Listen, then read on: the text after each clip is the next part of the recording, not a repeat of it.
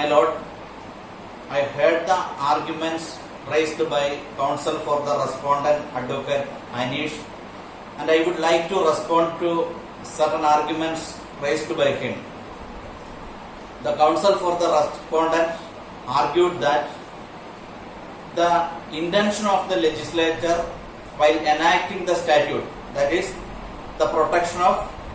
Women from Domestic Violence Act 2005,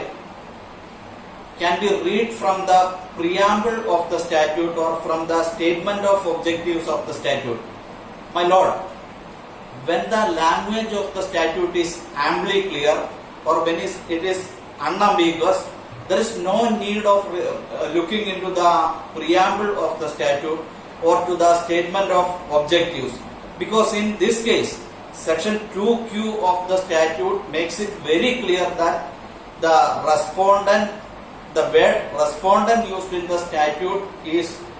meant for an adult male person, and when the statute is very clear, there is no need of looking into the preamble of the statute or to the statement of objects of the statute. So the arguments raised by the counsel for the respondent is clearly absurd, and the next thing is, my Lord, in Sandhya Manoj Wangade versus Manoj Bhimrao Wangade, in that case the Honorable High Court of Mumbai, they had done a threadbare analysis of the proviso to section 2q of the statute and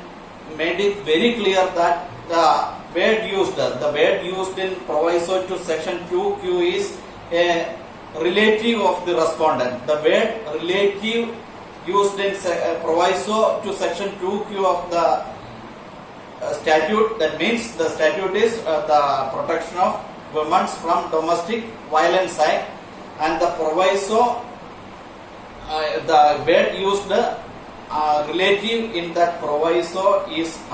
should be read along with the section 2q. In section 2q, we have already mentioned that it means adult male person, and the proviso to section 2q should be read along with